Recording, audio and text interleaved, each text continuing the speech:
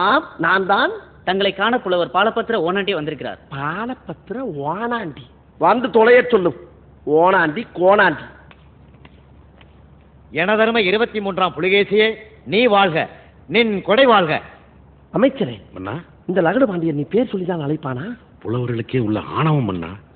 ஆம். தாங்கள் வந்த நோக்கம்? என்னுடைய புது கவிதை ஒன்றை தங்களிடம் பாடி காட்டி பரிசில் பெற வந்திருக்கிறேன். பரிசு பாடு, பாடி தொலையும். மன்னா, மாமன்னா, நீ ஒரு மாமா மன்னா. பூமாரி தேன்மாரி நான் பொழியும், நீ ஒரு முல்ல மாறி. அரசியலில் நீ தெள்ளியதோர் முடிச்சவிக்கி. தேடி வரும் வறியவர்க்கு மூடா, நெடுங்கதவு உன்கதவு என்றும் மூடாமல் மறைக்காமல் நீ உதவு. எதிர்த்து நிற்கும் படைகளை நீ புண்ணாக்கு, மண்ணோடு மண்ணாக்கு. இந்த அகிலத்தை அடைகாக்கும் அண்டங்காக்கையே.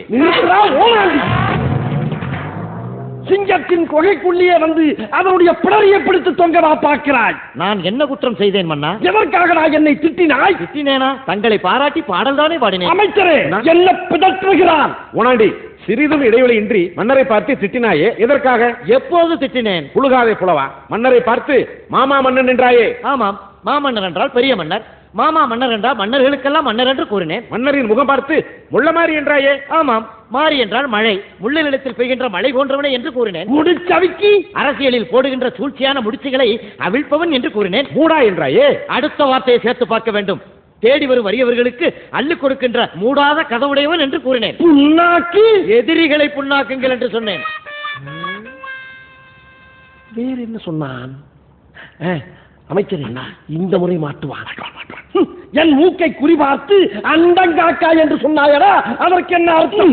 அண்டம் என்றால் உலகம், காக்கை என்றால் காப்பாற்றுவது, உலகத்தை காப்பாற்றுபவன் என்று கூறினேன். அப்படியா அர்த்தம்? அப்படித்தான் நான் பாடினேன். இல்லை இல்லை, நீ என்ன விளக்கம் சொன்னாலும் அதை ஏற்றுக்கொள்ள என் மனம் மறுக்கின்றது. உனக்கு பரிசும் கிடையாது, ஒன்றும் கிடையாது. உதைப்பதற்குள் ஓடிவிடு. மன்னா, என்ன? என் சாபத்திற்கு ஆளாகாதீர்கள். மன்னா, வயதிலே மூத்தவன் என்ற முறையில் சொல்லுகிறேன். அளவுக்கு அதிகமாக நடக்கிறேன். எதற்கும் ஒரு எல்லை உண்டு. பாலபத்திர ஓனாண்டி, என்னிடமா எதிர்த்து பேசுகிறாய்? இன்னும் கொஞ்ச நேரத்தில் உன் கண் விழிகள் இரண்டும் பிரிஞ்சு வெளியே தொங்கப் போகிறது. யாரங்கே அந்த மூக்குப்பிடியை அள்ளி அவன் முகத்தில் போடுங்க. இது அநியாயம், அக்கிரமம். எனக்கு இது நியாயமடா? நன்றாக தூவுங்கள். அடே ஓனாண்டி புலவா, உனக்கு ஒருவனுக்கு மட்டும் தான் மூக்குப்பொடி தண்டனை. இனி இந்த அரண்மனைக்குள் எந்த புலவன் கால் வைத்தாலும் அவனுக்கு மிளகாய் பொடி தண்டனை. கருவம் தலைக்கேறிய மன்னா, உன் ஆணவம் அழியப் போகிறது. அழிவாம் அழிவு. என்னை அழிக்க எவ்வளவா வருவா?